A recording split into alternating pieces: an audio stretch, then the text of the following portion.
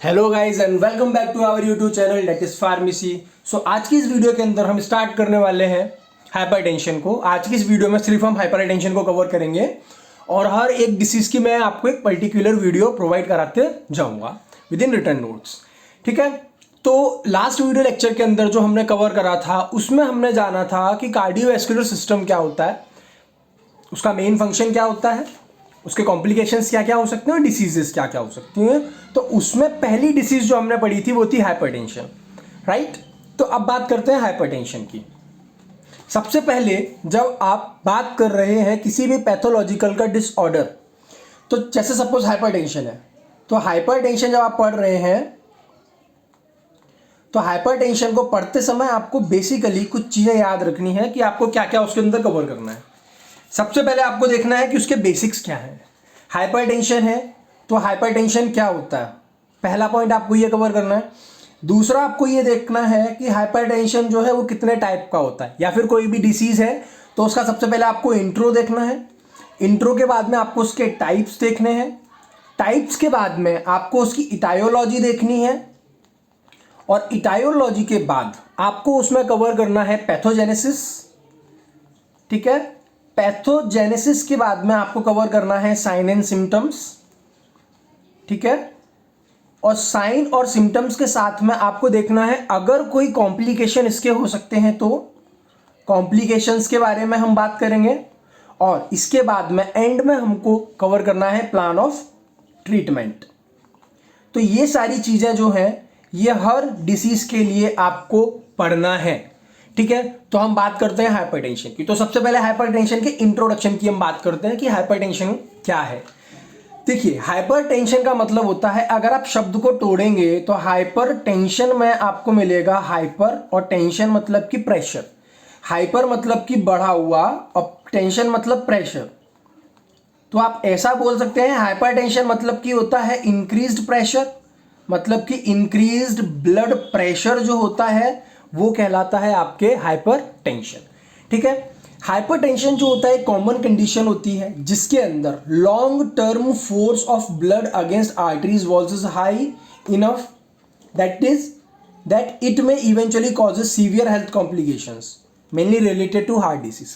इनका कहने का सीधा सिंपल सा मतलब इतना है कि हार्ट जो होता है, कल मैंने आपको हार्ट का डायग्राम दिखाया था, ये जो हार्ट का डायग्राम है इसकी ये जो ब्लड वेसल्स हैं, हमने बात की थी कि ये ब्लड वेसल्स के अंदर क्या बह रहा है, ब्लड।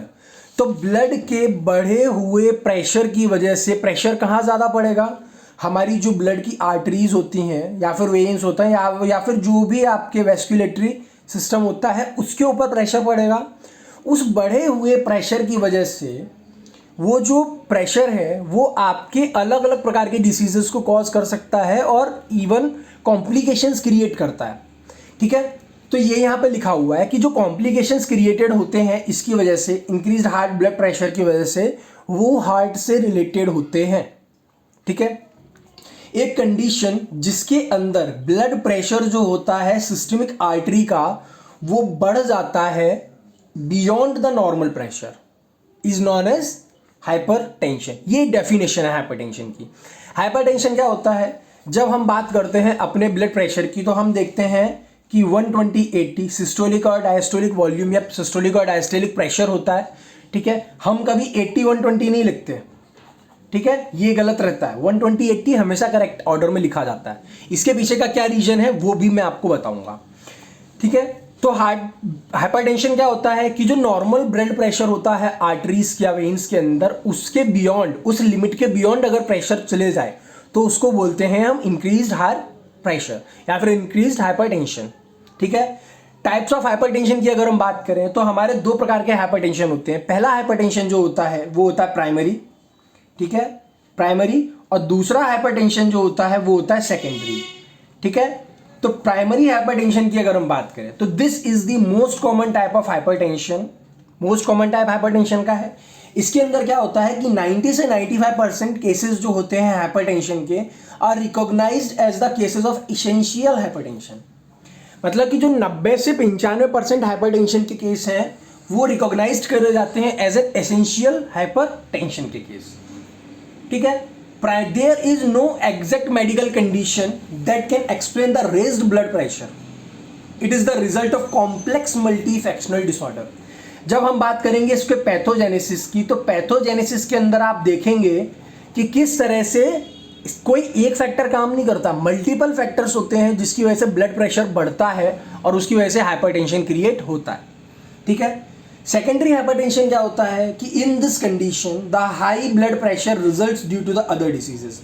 प्राइमरी हाइपरटेंशन में क्या होता है, या फिर जिसको एसेंशियल बोलते हैं, उसका हमें एक देखते हैं कि इंक्रीज्ड ब्लड प्रेशर जो होता है वो एक कॉम्प्लेक्स प्रोसेस की वजह से होता है, या अदर प्रोसेस जो होती हैं उनकी वजह से ब्लड प्रेशर बढ़ता है। ठीक है, सेकेंडरी हाइपरटेंशन क्या होता है कि ब्लड प्रेशर आप नॉर्मल स्टेज में हो, नॉर्मल स्टेट में हो, पर कोई दूसरी डिसीज़ है, उस डिसीज़ की वजह से अगर आपका ब्लड प्रेशर बढ़ा हुआ है तो वो कहलाएगा सेकेंडरी हाइपरटेंशन। ठीक है, ये हाइपरटेंशन के टाइप्स हुए। अब बात आती है कि हाइपरटेंशन क्राइसिस क्या होता है। एक टेक्नोलॉजिकल टर्म आती है जिसको बोलते हैं हाइपरटेंशन क्राइसिस। तो थोड़ा सा हाइपरटेंशन क्राइसिस के बारे में बात कर लेते हैं। It is the severe condition in which increased blood pressure may lead to heart stroke. Heart stroke जो होता है, इसमें क्या होता है हाइपरटेंशन क्राइसिस में कि इंक्रीज्ड ब्लड प्रेशर की वजह से अगर जो आपके हार्ट स्ट्रोक क्रिएट हो जाता है, या हार्ट स्ट्रोक की कंडीशन जनरेट हो जाती है, या हार्ट स्ट्रोक आपको होता है, तो उस कंडीशन को बोलते हैं हाइपरटेंशन क्राइसिस। इस कंडीशन के अंदर ब्लड वेसल्स जो होती हैं वो डैमेज हो जाती हैं। किस कारण से? Due to increased systolic blood pressure. मतलब कि जब हम ब्लड प्रेशर की बात करते हैं तो नॉर्मल अभी आपको मैंने बताया 120/80 होता है, पर अगर यही ब्लड प्रेशर 180 के ऊपर चला जाए, ये जो 120 वाला है, अगर ये 180 के ऊपर चला जाएगा तो इसकी वजह से क्या होगा, जो आपके हार्ट स्ट्रोक की कंडीशन होती है वो हार्ट स्ट्रोक जनरेट होगी और हार्ट स्ट्रोक आपको होगा। तो ये होती है इंक्रीज्ड हार्ट प्रेशर, और ये जो कंडीशन होती है इसको बोलते हैं हाइपरटेंशन क्राइसिस। ठीक है, thus the heart fails to pump blood effectively to the body. अब हमने बात करी कि नॉर्मल जो रेंज है हमारी 120/80, ये नॉर्मल रेंज है। हालांकि ये नॉर्मल रेंज हुआ करती थी, आज के ज़माने में हम चारों तरफ से आप देखते हो रेडिएशन से घिरे हुए हैं। ठीक है, हर तरफ मोबाइल, सेलफोन्स, कंप्यूटर्स या वायरलेस सिस्टम हो गया है। उसकी वजह से जो रेडिएशंस हैं वो रेडिएशंस क्या कर रही हैं, आपके कहीं ना कहीं बॉडी पर अफेक्ट डाल रही हैं, जिसकी वजह से जो नॉर्मल कंडीशन रहती है आजकल वो ऑलरेडी बढ़ी हुई रहती है। मतलब अगर आप ये बोल दोगे ना कि 120 की जगह अगर आप 126 या 130 भी बोल दोगे ना, तो भी आप नहीं बोल सकते हो, क्योंकि नॉर्मल कुछ लोग ऐसे भी होते हैं जिनकी बॉडी पे इतना बुरा अफेक्ट पड़ा है इन चीज़ों का कि उनकी 130 नॉर्मल हार्ट रेट हो गई है, और इस चीज़ के ऊपर रिसर्च चल रही है फिलहाल मार्केट के अंदर। ठीक है, अब क्या हुआ कि 180 के ऊपर, ये जो 180 के ऊपर जब आपके पहुंच जाएगा वह ब्लड प्रेशर, तो 180 mm/Hg है ना, ये ब्लड प्रेशर है। mm/Hg के ऊपर जब पहुंचा तो क्या होगा, आपका हार्ट स्ट्रोक आएगा। तो हार्ट में स्ट्रोक आने की वजह से क्या होगा, ब्लड जो होगा, ब्लड इम्प्रॉपर सप्लाई, या फिर आप बोल सकते हो इनइफेक्टिवली, पूरा इफेक्टिव तरीके से वो नहीं कर पाएगा। बात करते हैं कि इसकी इटायोलॉजी क्या होती है। सबसे पहले बात करते हैं कि इटायोलॉजी होता क्या है। देखो, इटायोलॉजी का मतलब क्या होता है, आपको कुछ बेसिक टर्म्स में बता दूं। जैसे इटायोलॉजी, तो इटायोलॉजी का मतलब होता है कि उसके कारण क्या है, किस कारण की वजह से आपके कोई भी कंडीशन जनरेट हुई है। जबकि जो पैथोजेनेसिस है, ठीक है, पैथोजेनेसिस मतलब है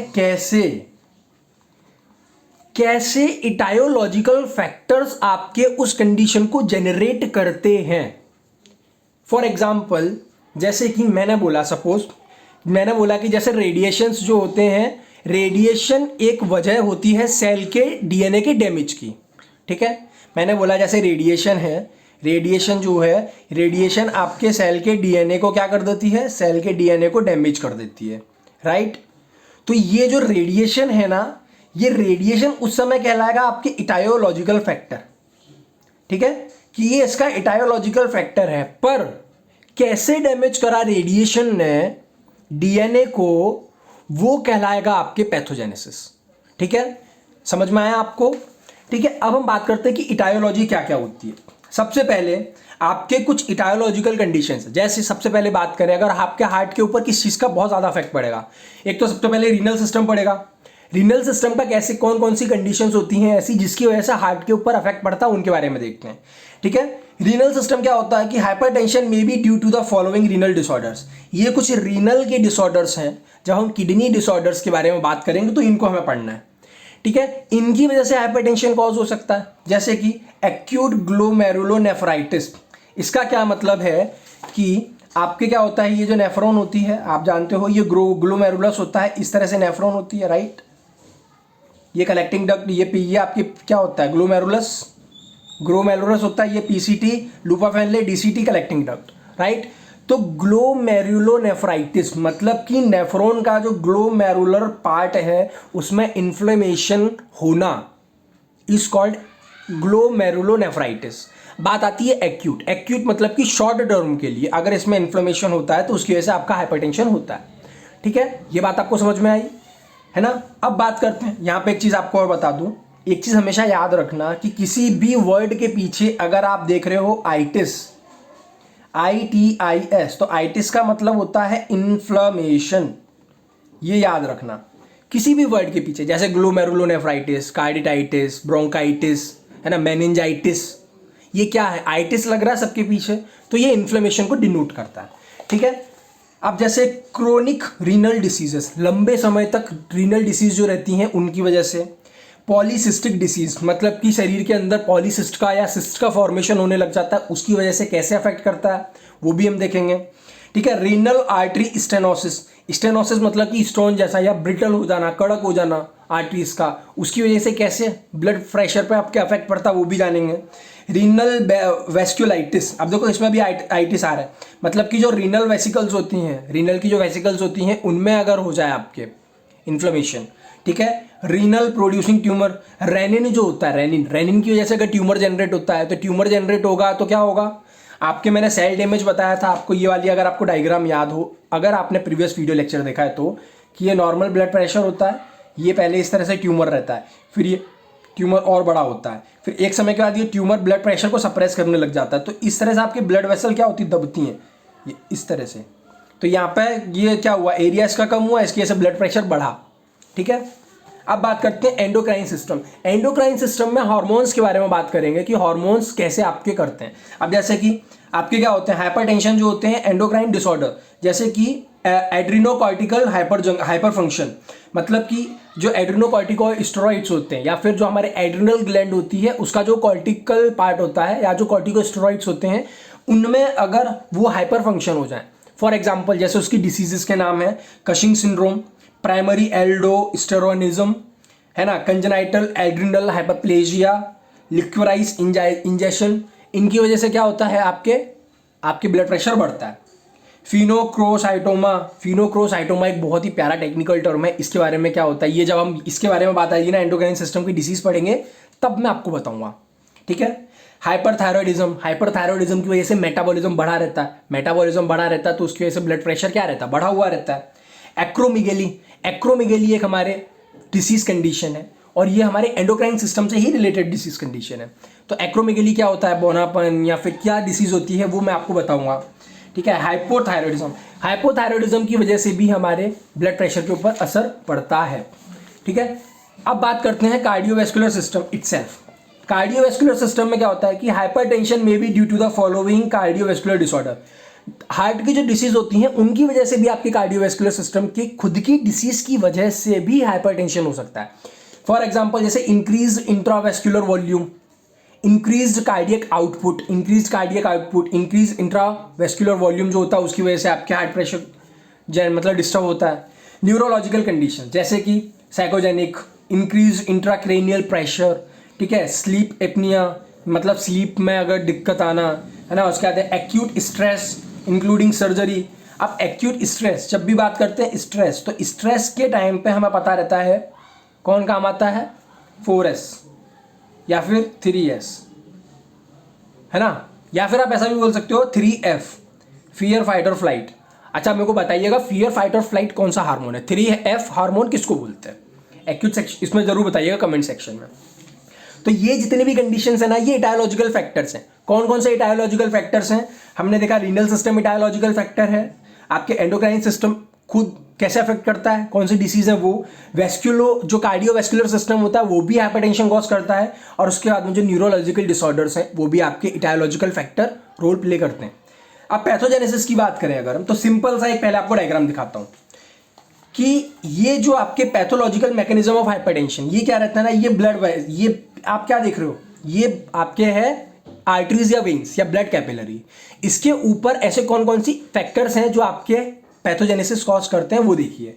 सबसे पहले जो आपके सेक्सुअल जो होता है, इंटरकोर्स जो होता है, उसकी वजह से आपके ब्लड प्रेशर बढ़ता है।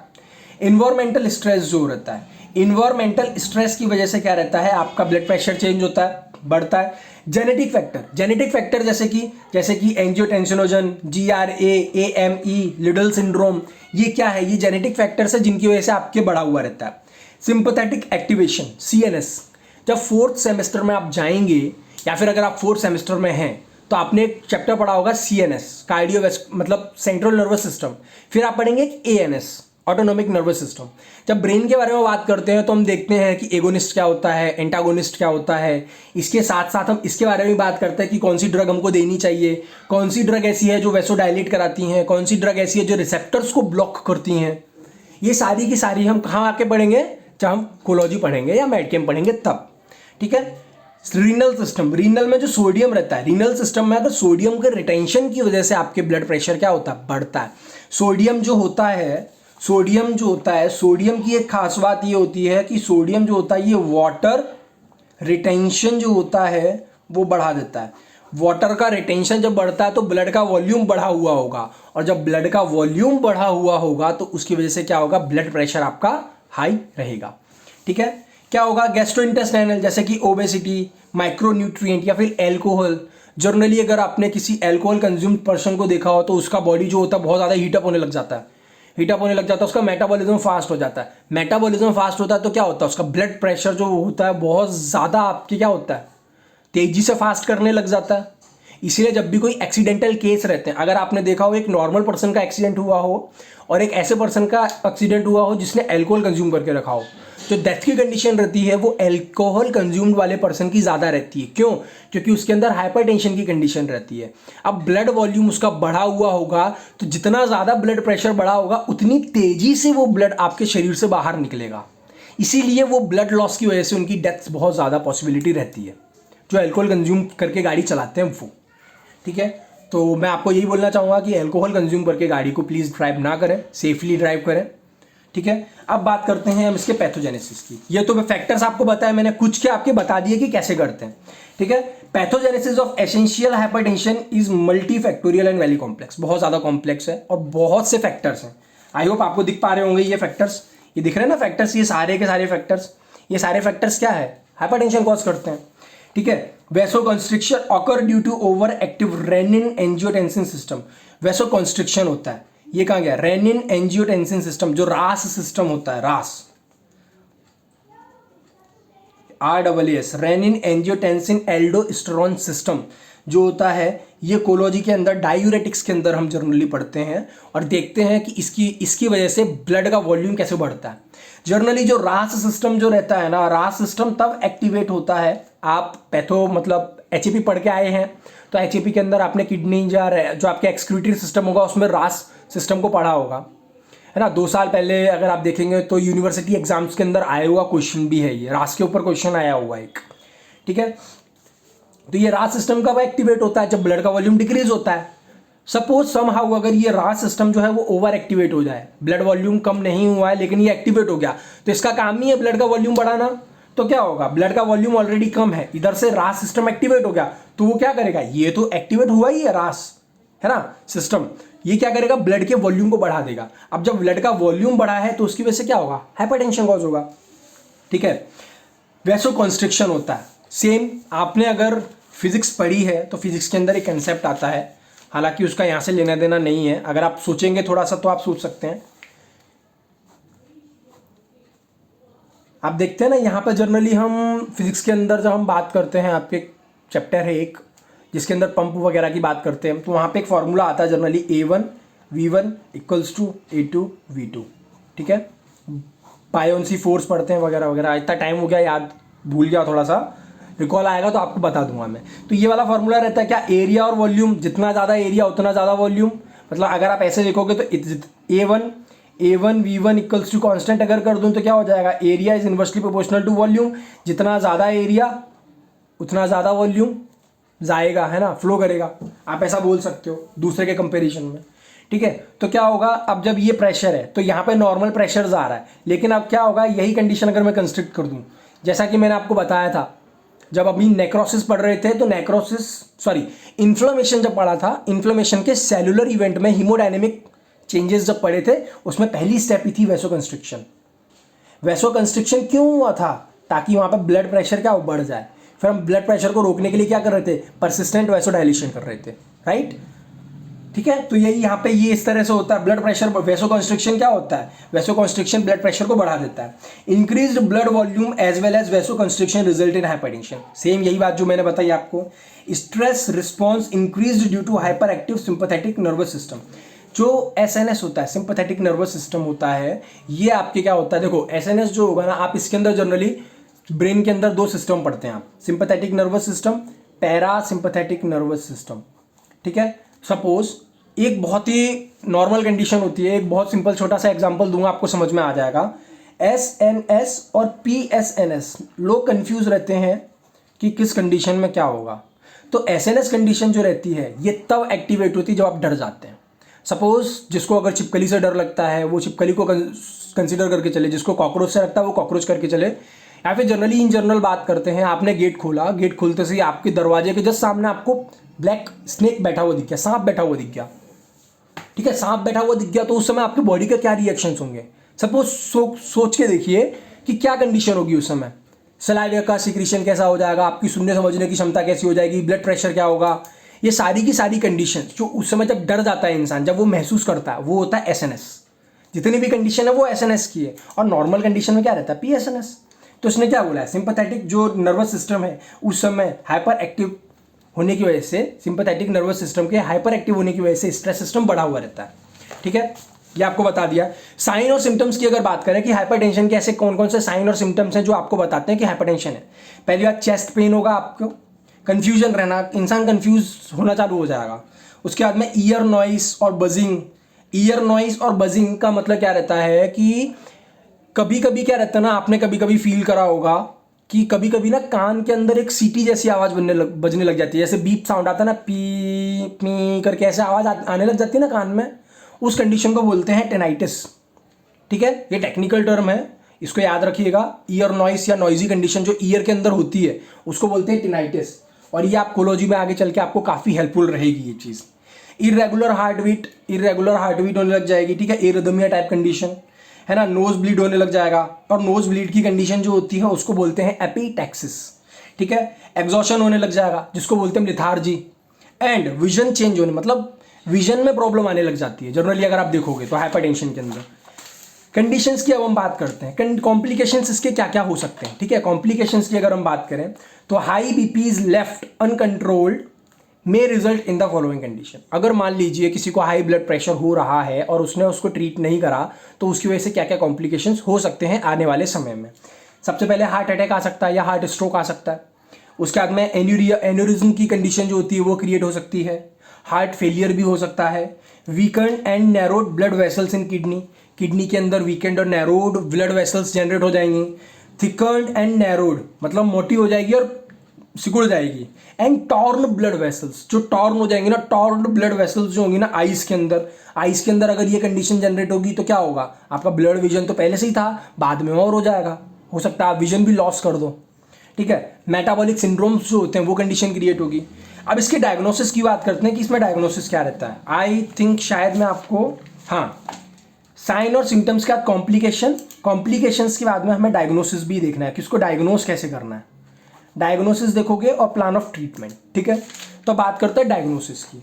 डायग्नोसिस क्या रहता है ना कि जनरली ब्लड प्रेशर अगर आपने देखा हो तो ब्लड का प्रेशर नापने के लिए एक इंस्ट्रूमेंट आता है जिसको बोलते हैं स्फेग्मोमैनोमीटर, ठीक है। तो sphygmomanometer is used for the measurement of arterial blood pressure. इसका यूज करते हैं सबसे पहले डायग्नोस करने के लिए। दूसरा क्या है, नॉर्मल ब्लड प्रेशर जो होता है ना mmHg के अंदर उसकी रेंज क्या होती है। देखो 1 साल के बच्चा जो होता है, जो 1 साल का बच्चा होता है उसके अंदर 95-65 रहती है, ठीक है।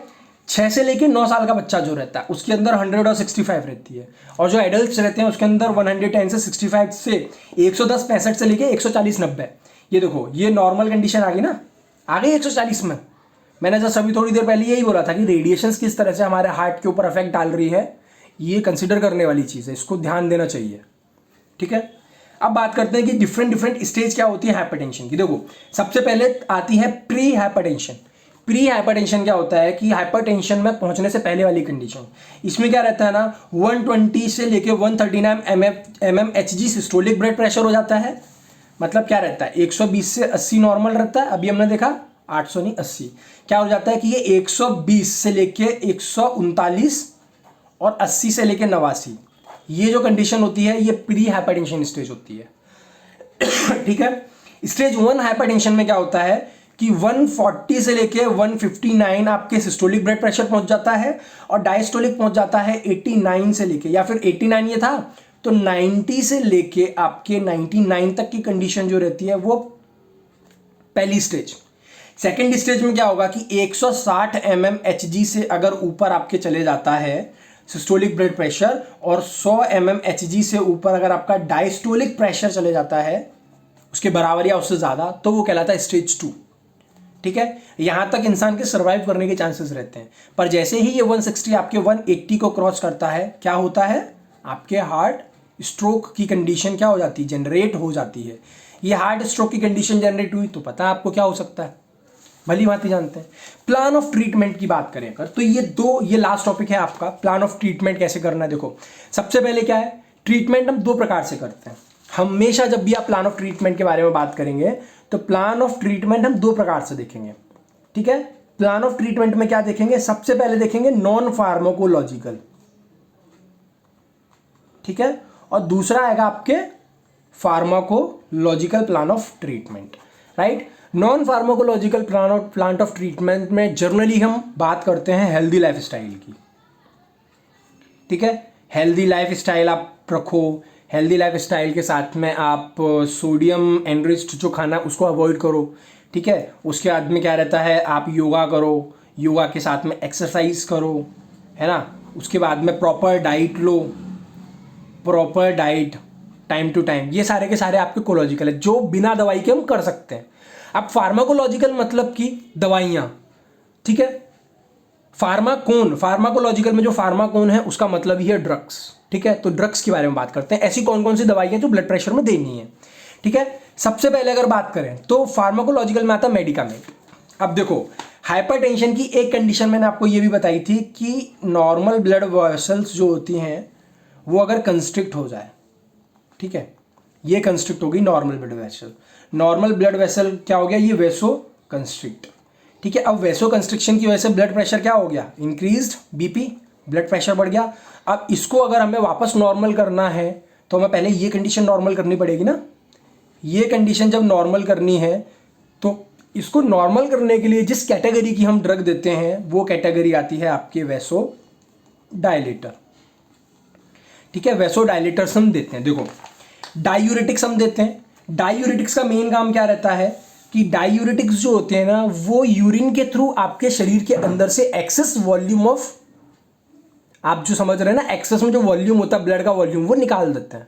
उसकी वजह से क्या हो जाएगा, ब्लड का वॉल्यूम कम हो जाएगा। जब ब्लड का वॉल्यूम कम हो गया तो उसके ब्लड के वॉल्यूम के कम होने की वजह से क्या हो जाएगा, ठीक है, पहली बात जैसे डायूरेटिक्स की अगर बात करें तो डायूरेटिक्स क्या करेंगे, रिमूव करते हैं एक्सेस वॉल्यूम को। एक्सेस वॉल्यूम रिमूव हुआ तो उसकी वजह से क्या होगा, आपकी decreased volume of blood, blood का वॉल्यूम डिक्रीज हुआ तो क्या होगा, आपकी decrease blood pressure, blood pressure भी आपकी डिक्रीज हो गया। दूसरी कंडीशन की जब हम बात करें, दूसरा क्या है, अल्फा ब्लॉकर। अब अल्फा ब्लॉकर क्या होते हैं, बीटा ब्लॉकर क्या होते हैं, ये जब आप कोलॉजी पढ़ोगे तब आपको समझने में आएगा। ठीक है, जैसे बीटा ब्लॉकर की कुछ ड्रग्स होती हैं, मैं आपको बात बता दूं, जैसे ब्लॉकर्स जो होते हैं, ब्लॉकर्स, ठीक है, ब्लॉकर्स जो होते हैं उसकी 3 कैटेगरी, आप 2 कैटेगरी जर्नली आती, एक तो आती अल्फा ब्लॉकर, ये फार्माकोलॉजी का सब्जेक्ट, ये फार्माकोलॉजी सब्जेक्ट का टॉपिक है। ठीक है, पर प्लान ऑफ ट्रीटमेंट में आपको ये देखना पड़ेगा ब्लॉकर। ठीक है, दूसरा आता है बीटा ब्लॉकर, ठीक है, बीटा ब्लॉकर, और तीसरा जो आता है वो आता है अल्फा प्लस बीटा मिक्स। ठीक है, alpha blocker, beta blocker, alpha plus beta blocker जो होते हैं ये डिटेल में हम पढ़ेंगे आगे कोलॉजी के अंदर, ठीक है। तो ये क्या करते हैं, ये जो होती है ना, जो नर्व्स होती हैं from tightening the blood vessels, ये क्या करते हैं ना, ये फ्री फ्लो करा देते हैं ब्लड का, जिसकी वजह से क्या होता है ना, नर्व जो कि ब्लड वेसल्स को टाइट करके रखी हुई थी, वैसो कंस्ट्रिक्शन करके रखी हुई थी, उनके ऊपर जाके एक्ट करेगी तो वैसो डायलेट कर देगी। दूसरा क्या था, बीटा ब्लॉकर, ये क्या करते हैं ना कि जो हार्ट बीट होती है ना, हार्ट बीट को स्लो करते हैं। बीटा ब्लॉकर की कुछ ड्रग्स हैं, जैसे कि बीटा ब्लॉकर्स के एंड में, इनके नाम के एंड में जनरली लॉल या ओलॉल आएगा। जिनके नाम में लॉल और ओलॉल आ रहा है वो जनरली ज्यादातर ड्रग्स जो होती है वो बीटा ब्लॉकर होती है, जैसे कि प्रोप्रेनोलॉल, एस्मोप्रोलॉल, सोटालॉल, ठीक है। ये ड्रग्स हैं जो इसके अंदर आती हैं बीटा ब्लॉकर्स के अंदर। अब बात करते हैं calcium channel blocker. Calcium channel blocker किस तरह से एक्ट करती है आप जानते ही हैं, इसको मैं प्रीवियस वीडियो में बता चुका हूं। ACE, angiotensinogen converting enzyme inhibitor. अब इसकी बात अगर करें तो ACE इनिबिटर्स जो होते हैं, ठीक है, ACE इनिबिटर्स ये भी एक कैटेगरी है ड्रग की जो आप कोलॉजी के अंदर पढ़ेंगे।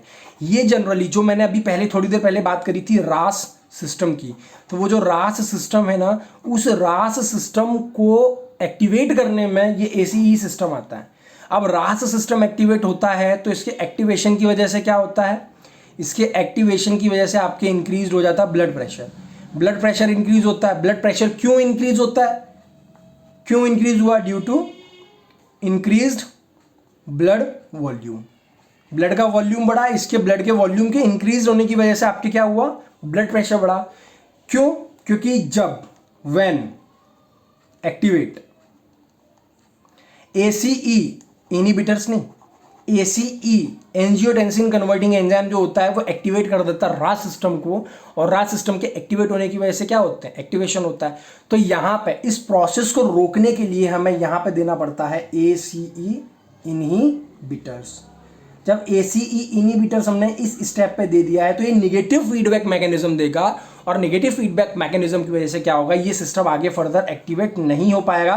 तो ब्लड वॉल्यूम जो होगा वो ब्लड का वॉल्यूम नहीं बढ़ेगा। ब्लड का वॉल्यूम जब नहीं बढ़ेगा तो ब्लड का प्रेशर भी नहीं बढ़ेगा। आई होप आपको हाइपरटेंशन अच्छे से समझ में आया होगा। अगर आपको मेरी वीडियो पसंद आई हो, मेरा कंटेंट आपको अगर अच्छा लगा हो तो प्लीज़ लाइक शेयर सब्सक्राइब करना ना भूलें। सब्सक्राइब जरूर स्पेशली कर लीजिएगा और साथ में बेल आइकन को ऑन कर दीजिएगा, जिसके बाद में आपको कंटिन्यूएशन में, ताकि आपको मैं जो भी वीडियो डालूंगा एज पर GPAT वो आपको प्रॉपर अपडेट या फिर आपको proper time to time notification मिलते रहेगा। सो मिलते हैं आप लोगों से नई वीडियो लेक्चर के अंदर। तब तक के लिए stay safe and stay happy. जाने से पहले एक बात और बोलना चाहूँगा, फिलहाल 2 दिन मैं वीडियो अपलोड नहीं कर पाऊँगा ड्यू टू सम रीजन। मैं थोड़ा बाहर जा रहा हूँ, जिसकी वजह से अगर पॉसिबल होगा तो 2 दिन मैं आपको गोल्डन की पॉइंट्स के फॉर्म में आपको शॉर्ट्स प्रोवाइड करा दूंगा, ठीक है। 2 दिन के बाद से मैं वापस से अपनी वीडियो को कंटिन्यू करूँगा। मिलते हैं गाइस, बाय बाय।